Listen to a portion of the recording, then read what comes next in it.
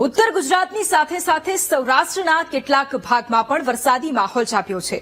ત્યારે સૌરાષ્ટ્રમાં મેઘરાજાના બીજા રાઉન્ડમાં કેવી મહેર છે તે જાણીએ અને આગામી કેવા દિવસ વરસાદની શું સ્થિતિ રહેવાની છે તે પણ જાણીએ।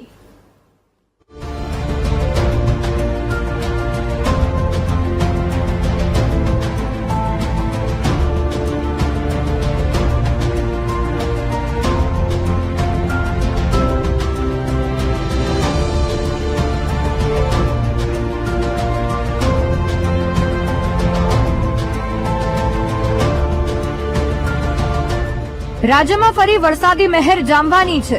હવામાન વિભાગે પણ આગાહી આપી છે અને આગાહી પ્રમાણે શરૂઆત પણ થઈ ચૂકી છે।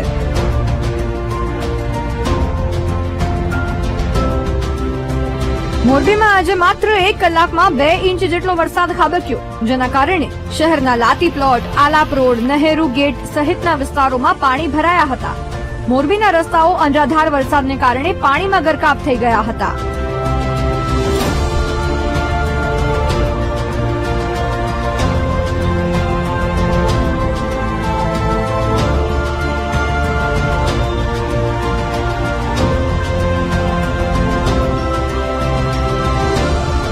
જામનગરના ગ્રામ્ય વિસ્તારમાં પણ વરસાદી મહેર જામી છે। લાંબા વિરામ પછી મેઘરાજાએ જોરદાર બેટિંગ કર્યું, જેથી ગ્રામ્ય વિસ્તારોના રસ્તાઓ પરથી પાણી વહેતા થયા હતા। તો ખેતરો પણ વરસાદી મહેરથી તરબોળ થતા ખેડૂતોમાં ખુશીની લાગણી જોવા મળી, કારણ કે પાકને પિયતની જરૂર હતી તેવા સમયે જ વરસાદ જામ્યો છે।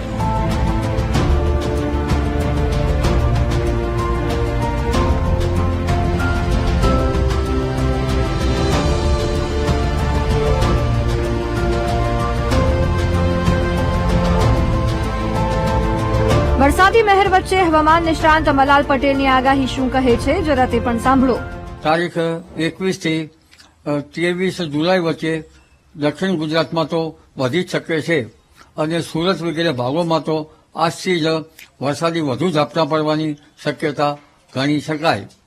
પરંતુ બંગાળ ઉપસાગરમાં જે ચીન તરફના ચક્રવાતના અવશેષો આવ્યા છે, જેના કારણે બંગાળ ઉપસાગર વધુ સક્રિય બનશે। તારીખ 26મી જુલાઈથી વરસાદની શરૂઆત થઈ જશે અને લગભગ મહીસાગરના ભાગો, વડોદરાના ભાગો, દાહોદ પંચમહાલના ભાગો અને સાબરકાંઠાના ભાગોમાં વરસાદની શક્યતા વધારે રહેશે।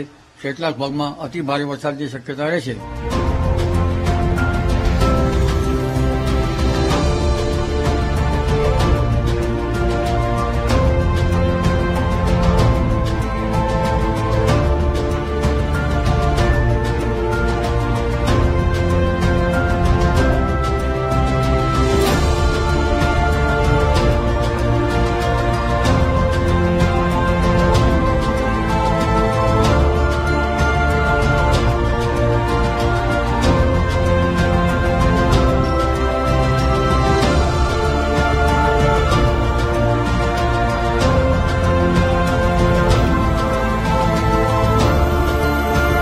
હવામાન નિષ્ણાતના મતે આગામી દિવસોમાં ઉત્તર ગુજરાત અને મધ્ય ગુજરાતમાં અતિ ભારે વરસાદ પડવાની સંભાવના છે, તો સૌરાષ્ટ્રમાં પણ હેલીની શક્યતા છે। Bureau report, VTV news.